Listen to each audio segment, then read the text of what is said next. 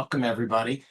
We wanted to get together a quick debrief on the White House press conference that took place just minutes ago with President Donald Trump and Israeli Prime Minister Bibi Netanyahu. And this comes at the end of a very hectic week of diplomacy that was taking place in New York at the sidelines of the UN General Assembly that included a massive push internationally towards recognition of Palestinian statehood, that included some dramatic meetings between the president and leaders of Muslim and Arab countries to outline a program and a vision, and then a visit by the prime minister to the White House, at which some last minute haggling and details were ironed out. And Ilan Goldenberg, I'm going to turn to you and ask you to give us a rundown on what happened to the 21-point plan of Steve Witkoff that it appears turned into a 20-point plan today. What's in the plan that Trump and Netanyahu agreed on at the White House moments ago?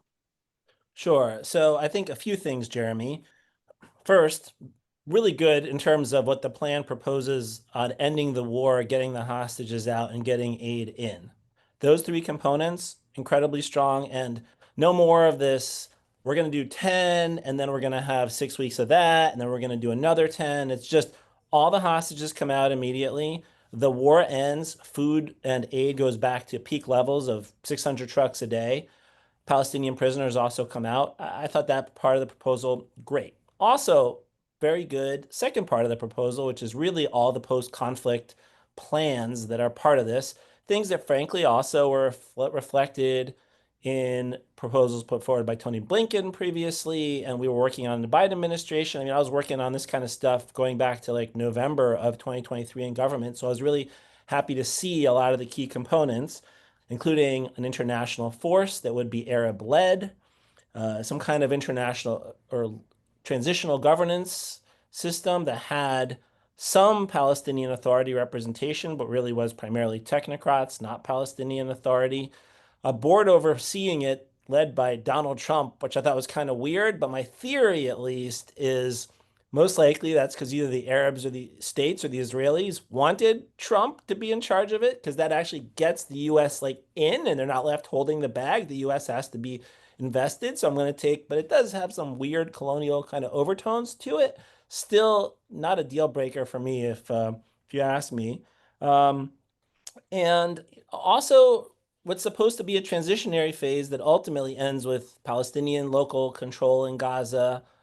And if the Palestinian Authority goes through some very, I think up to Netanyahu, almost unmeetable expectations of reform, then eventually you could have the Palestinian Authority back in Gaza and a pathway towards a two-state solution. I don't think that's ever happening under Benjamin Netanyahu and this Israeli government, but at least it's in the plan.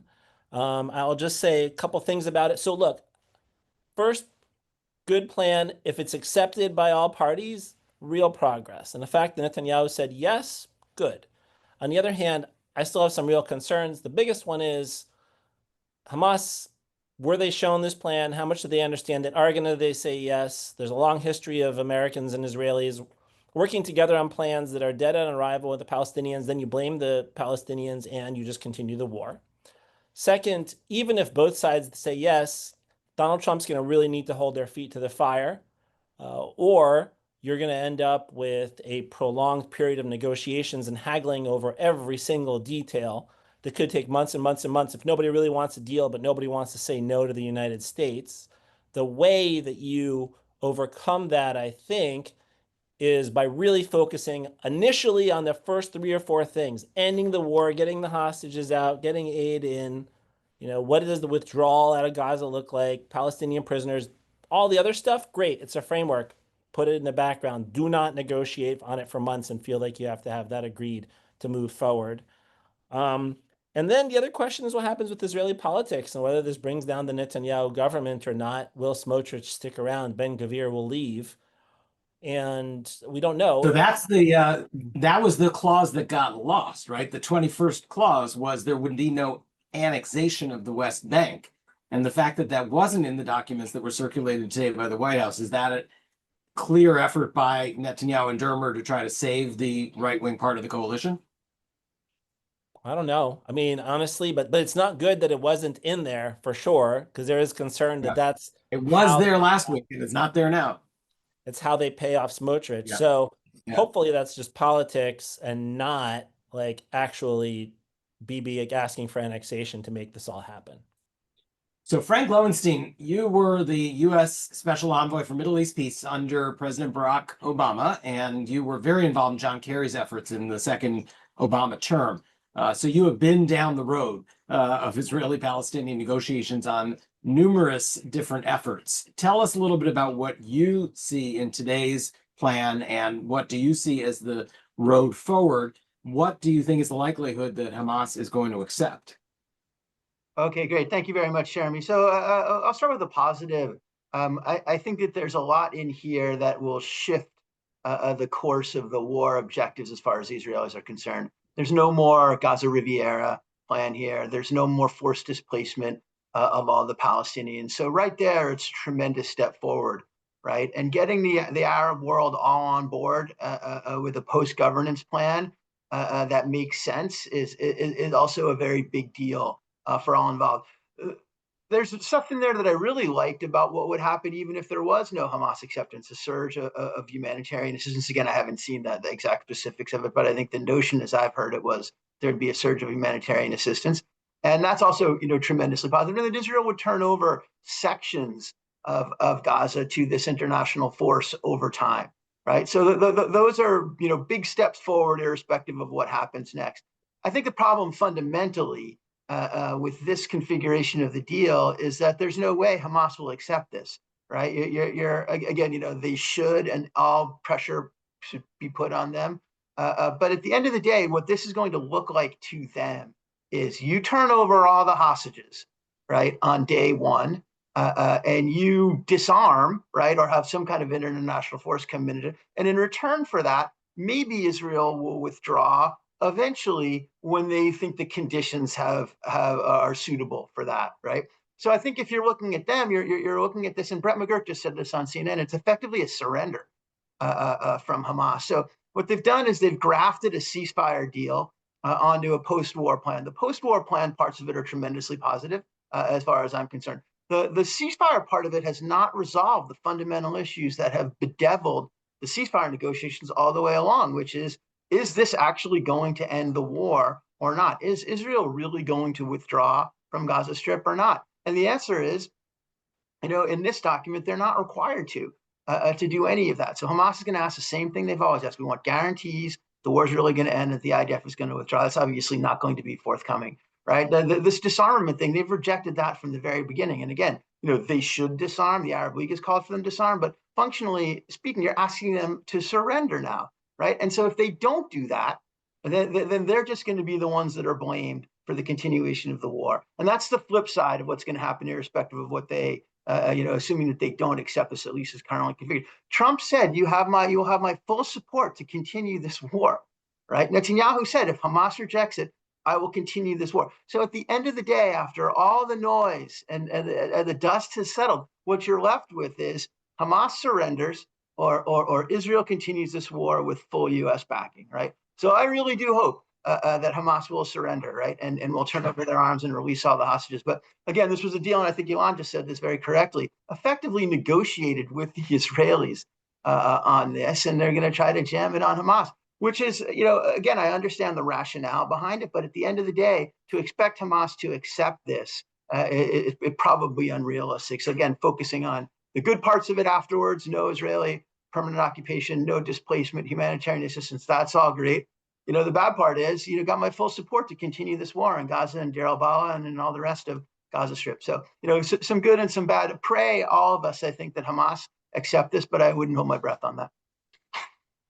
So Adina Vogel Ayalon, tell us a little bit about what you are seeing in terms of Israeli reaction. I know it's only been a few minutes since the end of the press conference, but I'm wondering if you've already been tracking some of the reactions in the Israeli media, and if there are any early Jewish communal reactions that you're seeing come out in the United States. So I'll focus mostly on the Israeli reactions because, to be honest, Jeremy, I haven't actually seen any reactions yet from other organizations. I'll continue checking to see what comes out from other Jewish communal organizations at this moment in time. But in terms of Israeli reactions, there's a series of different types of reactions, right? First, there is this question about, well, what happens if Hamas says no, right? What type of leverage is actually going to be placed on Hamas, and by whom, right? Now, of course, the thing that caught all Israeli media attention prior to the press conference was the fact that Netanyahu apologized to the Prime Minister of Qatar, which was widely condemned by both the left and right flanks of the political spectrum in Israel. Now, of course, Qatar is now back to playing a role, and they announced right after the apology that they are back to playing a role as a mediator. So the question again is, for Israelis, what's the leverage that's going to be placed? And was this apology worth it in terms of actually putting the leverage on Hamas that is necessary to actually accept this proposal? And also, is there a deadline here? So there's a couple of things I wanted to point out that I saw that I thought were interesting. One is the Hostage Families Forum. The Hostage Families Forum came out with a statement welcoming the proposal as outlined by the White House. But it was interesting that they did still call at the end of their statement for an immediate halt to Israeli military operations in Gaza City that they believe are putting the lives of their loved ones at risk. So that I thought was also was very interesting to see, because again, from an Israeli perspective, the way that it was framed, right? Okay, all of the hostages being released is of course a win. Disarmament of Hamas is of course a win. And so you see, opposition figures like, Gadi Eisenkot, who's, now just formed his own political party, saying, this is a good thing. Netanyahu needs to make sure that this deal goes through and not cave to any political pressure. Then already the questions become about what will happen. Let's say Hamas does agree, this still needs to go through Israeli cabinet approval. What will happen there? But there is a lot of attention that's being paid to the reactions of the Israeli advisors that were sitting in the room of this press conference, who, as reported, smiled from ear to ear the moment that Trump said, right, should Hamas reject, I give Israel my full backing to move forward, right? So there is some level of skepticism about the sincerity that exists with Netanyahu for this deal, but the deal as it exists and as Ilan outlined it is something that for Israelis would be across the spectrum, except for the annexationist resettlement of Gaza folks, something that is quite positive for their broader goals for the hostages and of course relating to Hamas disarmament. Can I make one quick point here? Frank, the Israelis are very, very happy with this, I think, because at the end of the day, they put some poison pills in there for Hamas in terms of what has been, this holdups to the deal. And when Hamas says no, and they get the full backing of the Trump administration to drive forward with their plans to conquer all of Gaza. So again, some positive elements of it for down the road, but for right now, I think they feel like they're going to walk away from this with the blessing of Trump to continue. So I think Frank, they're I'm not 100%. I'm not 100% sure I'm fully on board with that. We'll have to wait and see. Because look, I don't think I agree. There's this question about Israeli withdrawal and the timing of Israeli withdrawals, but at the same time, Hamas's biggest demand has always been a guarantee that the war is actually over. They've never actually figured out how to express that in terms of detailed arrangements and agreements on specifics, other than a commitment from the entire world that the war is actually over. And so I think when you're going to have the entire world setting that expectation, including the United States saying that, I think it might be enough. It might be enough. It might not be. It might be a poison pill. It might be that this issue, and I was there even this weekend, Jeremy. I think I was texting with you my concerns about specifically this issue of withdrawal and the timing of does Israel stay essentially in perpetuity in Gaza with no guarantees of being able to leave? It's not exactly my understanding of what the proposal says, but and what is a security perimeter? I keep seeing that. What do they mean by a security perimeter? And is that half a mile inside? I don't know, Adina. I saw you also chomping at the bit to get here. Can I just say one more thing about this though, which is when we were dealing with this, at least I think a very similar scenario with the Biden administration in May of 24, where President Biden publicly puts down an offer that the entire world gets behind. Hamas did initially say no, or didn't really respond.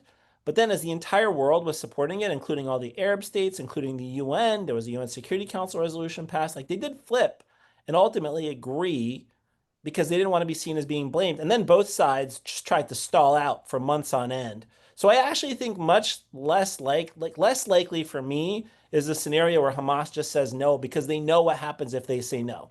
They actually are going to say yes, and then both sides, because Netanyahu doesn't really want this deal, and neither does Hamas.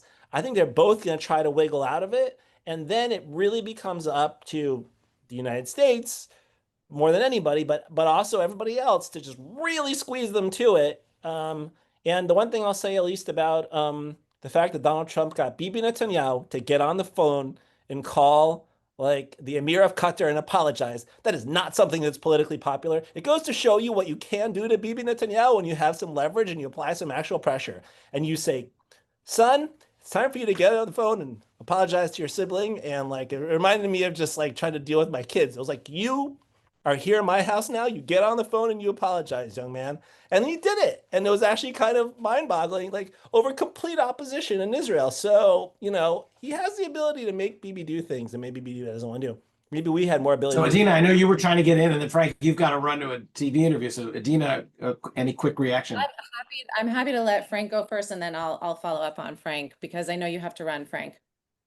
No, I would just say that in terms of whether the war is really ending or not, if the IDF doesn't withdraw from Gaza, and Jeremy, you mentioned the security perimeter, that's a sort of long-term question. But right now, they just freeze in place, right? And Netanyahu said we might very gradually begin to withdraw. So if you're, and again, I've negotiated these deals with Hamas in the past, and I know, look, they're crazy and they're evil terrorists, but they're not stupid, right? And at the end of the day, what they're going to read into this is they stop offensive operations in Gaza City right now. Other than that, they stay exactly where they are. No guarantees they're ever going to leave. They maintain, and Bibi was explicit about this, the right to continue to prosecute operations against Hamas as they see fit, you know, in terms of protecting their national security. So if you're Hamas, you're like, okay, so the IDF isn't actually leaving Gaza. The Israelis are going to continue to attack us, you know, whenever they can. And we give up all the hostages up front. And they've said disarmament from the very beginning. They said, we're not going to disarm. So an interesting twist, I thought, from the original 21-point proposal, which talked about dismantling the infrastructure, right? So that's like, okay, we're going to take the tunnels out. This morphed during the press conference today into Hamas will turn over all of its weapons, right? To this, you know, as part of this disarmament campaign. Again, that's what I mean by a poison pill as far as Hamas. It sounds all very reasonable, and the Arab League has supported disarmament, but you're asking them effectively to give up all the hostages in return for the IDF maybe withdrawing from some places eventually, and we give up all of our weapons. So Mike, I think Ilan's exactly right. They won't say no, but what they'll say is, hey, you know, we need guarantees that Israel's actually going to pull out, and they'll go back to the same arguments they've been making with respect to the ceasefire all the way along, because I just don't think that those core issues have actually been resolved here. But I hope I'm wrong. I hope they accept it. I hope the war ends. I mean, I'll just put this out there as a question for anybody who wants to jump in, but any process of actual IDF withdrawal is going to be phased over time, right? I mean, the question of how much time and what are the markers for each of the phases, that has to be negotiated. But the notion that, you know, they agree to this on October 4th and on October 5th, you know, the IDF is out of Gaza, that was never in the cards, right? I mean, there has to be a force to come in and take over the territory that the IDF is pulling out from, and that force has to be constituted. There's got to be some Palestinian component to it. There's training. I mean, there is a process here, and so the process of IDF actual withdrawal under any potential deal isn't an overnight end of the conflict and immediate withdrawal. It is a phased process over time, right? And that, of course, isn't spelled out in a short White House press release, but the principle that at the end of that phased process, the IDF is out, that to me is what would provide that guarantee to Hamas. And I'm curious what the rest of you think. I hope you're right, Jeremy. I really do. And as I said, I think there's a lot that's positive about this. We should be talking about the good parts of it and supporting the elements of it that are really significant going forward, especially in terms of the immediate outcomes here. But I would just say, again, from the perspective of a former negotiator, that this is going to be a very tough pill for Hamas. Just being deadly realistic about it, this is probably not something they are going to be willing to accept. So I think you're going to get a yes, but, and then we need these kind of guarantees and all those questions around when the IDF is really withdrawing or not. If it's conditions based, as Netanyahu said, and they decide on the conditions, I can tell you that's never, right? Right. They'll decide when Gaza turns into Switzerland, they'll decide it's okay, we can pull back there. So again, I would just caution people to be realistic about how much this was actually discussed with Hamas, how realistic it is that they're going to accept it vis-a-vis their red lines that they've had for the last year and a half or whatever it is. But yeah, let's hope for the best. Let's talk about the great parts, and maybe there's a way forward that at least improve the situation on the ground there in the short term. All right. Thank you very much, Frank Yep. Lowenstein. I know you've got to run, and great to have you, one of our Policy Center fellows. And Ilan and Adina are sticking with us for a couple more minutes as we round out the discussion. We've got a couple of questions in the chat. I'm curious, I know, Adina, you had some thoughts earlier in the conversation you want to throw in, but I just flagged two questions. One is, do we know currently how many Israeli troops are actually in Gaza, and what exactly the conventional take would be on how long it would take for them to pull out? And in the context of a prisoner swap, which is part of this, right? There would be release of long-term Palestinian prisoners. Any sense that Marwan Barghouti could be a part of something like that? So those two questions, as well as any other thoughts. Adina, you were trying to get in earlier. Let me turn it over to you first. Thanks, Jeremy. I just wanted to add that, of course, the biggest question mark to everything that we're discussing is like the gap that exists between what was said in the press conference about the plan and what the plan is, right? And so there are a lot of questions that still remain as to actually this question about the phase withdrawal. Like, is it conditional in the way that Netanyahu laid it out to be, where, depending on the success of this interim international body, right, to do the level of disarmament that is necessary, what will that mean for Israeli withdrawal? And I think that there are definitely concerns, or at least for Netanyahu, he has these openings for his own coalition needs to say, listen, I got you every guarantee that you need that I will be able to ensure the security for Israel, right? And I got you the security perimeter and the buffer zone, the phase withdrawal, and it's with conditions. And so that from his perspective, in terms of bringing this back home, he has enough wiggle room to be able to say, right, I still hold the cards here, right? And of course, to what Frank was saying, that is still what is concerning. And the question will be, I think, in any of what happens with Hamas, how do they read what was said in the press conference versus what is said on paper, and what is being said to them, of course, by the mediators, right? By Qatar and by Egypt, in handing this plan over to them for their response. So that's just something that I think everyone is really trying to grapple with right now, as to the gap that exists between what was said and what is written or proposed out by the White House. And then to this question about the number, maybe Ilan, about the exact number of troops right now in Gaza and how long it would take actually to withdraw them. But for the Marwan Barghouti question, this is I have no clue, right? I mean, it was of course discussed at different phases of this war whether or not his name was included in lists for release. We've seen what Itamar Ben-Gvir has tried to do in using Marwan Barghouti as somewhat of a spectacle, right? He, publicly, or he released images of him, telling him off in prison, basically saying there will never be a Palestinian state. And I forget what else he was saying. It was quite horrendous. But there's also those that say that this was part of this is part of a potential agreement that actually could exist. But I don't know, Ilan, maybe you have a better sense of both of the answers to those questions about the troops and Marwan. So look, on Barghouti, my guess is he's not part of it, because he's probably, like, what did they say? Something like 250 or 350, whatever it was, like prisoners with life sentences. Like Barghouti is like his own thing. He probably requires like a whole like other set of things from anybody who makes those concessions, right? So I don't think that happens. We would know it if that was part of this deal. On the question of Israeli troops in Gaza, and Jeremy, this also goes to your question of there has to be some kind of orderly handover. Kind of. Like, we have to actually think about what the IDF, I don't know how many troops are actually in Gaza right now.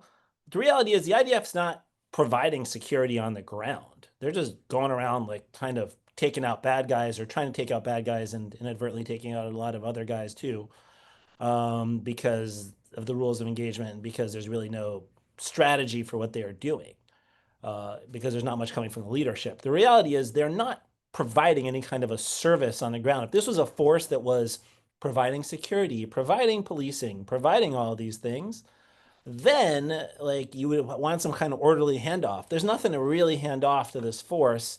And so I think you can go pretty quickly if you wanted to or were willing to. And I don't think we should get into an excuse of Israel must stay until, we shouldn't buy into that argument that Israel must stay until this force is ready. I don't actually think that that's necessary in most areas and places.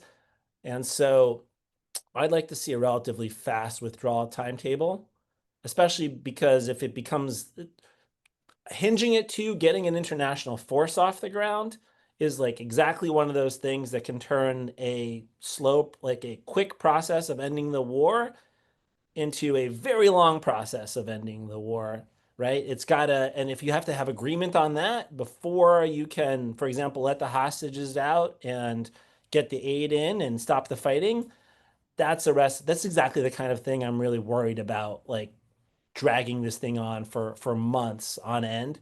If somebody wants to drag it on, and I think we have, frankly, a couple parties that want to drag it on. So a couple of questions in the chat.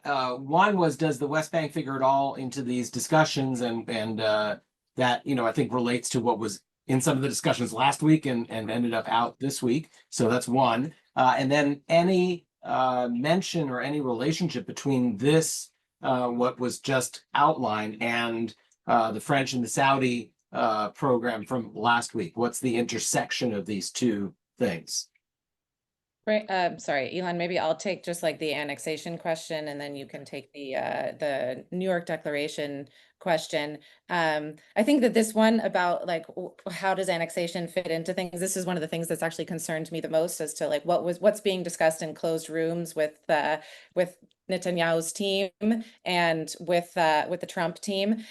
We know, of course, that there has been very clear rejection by the UAE and by Saudi Arabia, foreclosing on the possibility of normalization. And for the UAE, it would be to, withdraw from their normalization agreement with Israel, really pushing back on this. But I think that the reports still show coming out of Israel that, that Ron Dermer still believes that there is some level of flexibility there that can still exist, but for the possibility of some level of annexation of the West Bank. Now, we're not talking about all of areas A and B, right? The areas that the Palestinian Authority controls. We're talking about area C and the Jordan Valley specifically, and specific areas around Ma'ale Adumim or the E1 corridor. What is possible there, and what would be willing to be swallowed by the UAE, or how much that would be still worth it to be able to say, okay, we're going to put the Saudi normalization question to the side,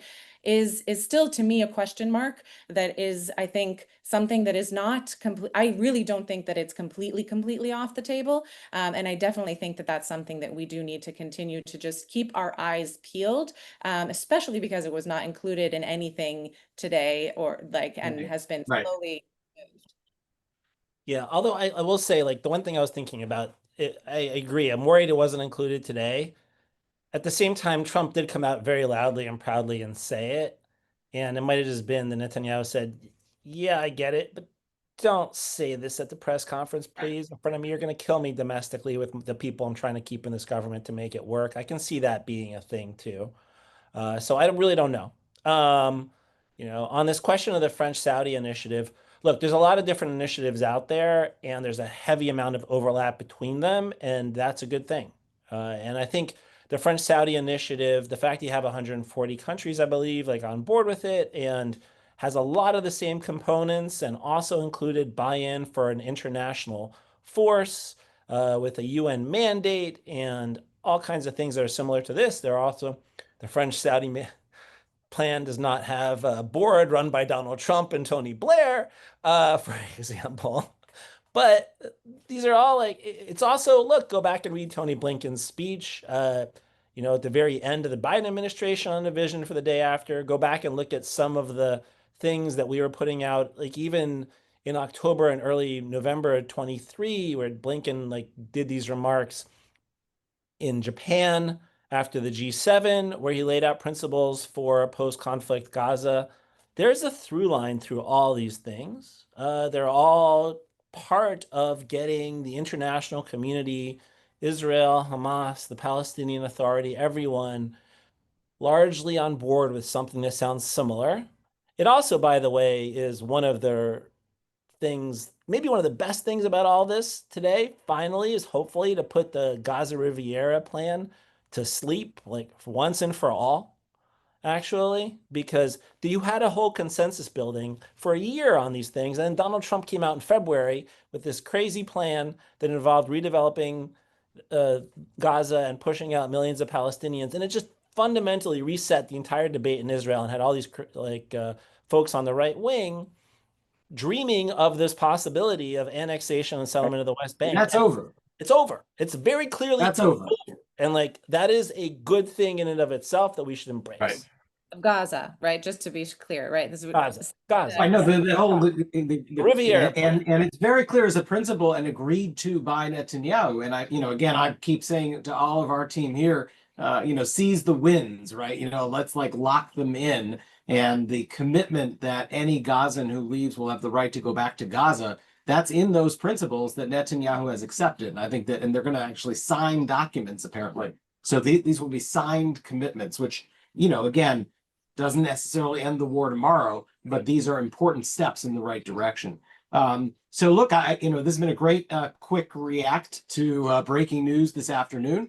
I know that Ilan, you're going to be providing a little bit more in-depth analysis of this plan and the elements of it on your Dialogue and Dissonance Substack, which you can subscribe to. I'll be doing it on Word on, just to be clear, I'll be doing it on the Word on the Street Substack first and then pushing it over to Dialogue. Exactly. So, we're going to be not only pushing out some written analysis there tomorrow at 11 a.m., we're also going to have a live Word on the Street Substack Live with Yehuda Kurtzer from the Shalom Hartman Institute. And you and I will be talking to him a little bit about the meaning of this season and some of the reflections that all of this horrible conflict hopefully are engendering in the Jewish community as we go through the days of reflection and repentance. And I think it'll be a great discussion tomorrow, 11 a.m. Eastern, Word on the Street Live. I think Eliza is going to put a quick link into the chat for everybody so that you can subscribe to us there. But I hope that you are regular listeners, and there'll be a lot more information flowing about this proposal and what the reaction from Hamas is going to be. Any final thoughts from Ilan or Adina before we wrap up? I'll just say that I've seen some initial additional reactions, from within the Jewish community, I think could be pretty much as expected from some of the legacy organizations welcoming, of course, the plan and Israel's acceptance of the plan, and of course, calling for all pressure to be put on Hamas to accept the terms of this proposal as has been laid out. And then also interesting from France and from Italy, also calling for Hamas to, immediately unconditionally release all of the hostages, to accept the plan, and people welcoming internationally welcoming this plan as has been presented, which I do think, just in terms of the overlap between different individuals and countries specifically that have come out over the last few months with their own proposals, to see the type of support, of course, the Blair initiative that was also leaked being integrated into this, I think is quite significant, the amount of international coordination, and now all sort of rests with those that have the leverage over Hamas, with the Arab League specifically. I'll just say one last thing. Yes, seize the wins, and just be careful that if tomorrow Hamas rejects this proposal, the war still needs to end. The hostages, it needs to go in. Hostages need to come out. And the reality is, Israel just needs to end this tomorrow anyway. There's just no strategic interest for Israel to continuing to do what it's doing right now. And so I applaud the Trump administration for pushing this initiative forward. I just want to avoid a situation where a week from now it's been rejected or we're stuck and the whole world is just blaming Hamas. Fine, the whole world blame Hamas. All that actually I'm fine with. What I'm not fine with is then that becoming a reason for this to go on for 6 more months, really, with horrible harm to civilians in Gaza and no strategic benefit to Israel or anybody else. Right. Bottom line for J Street, this has to end. The hostages have to come home, and the bombing and the killing of the civilian population of Gaza needs to end, and we need to get aid in. So that's our bottom line. I know there were some questions we didn't get to in the chat. Howie Schneider, I will get back to you and by email with an answer to your question. And the rest of the questions, I'm sure we will be able to answer in our next webinar. So thank you, everybody, for joining us for this emergency quick react briefing. And we will see you tomorrow. And for those who celebrate an easy fast on Yom Kippur, take care, everybody.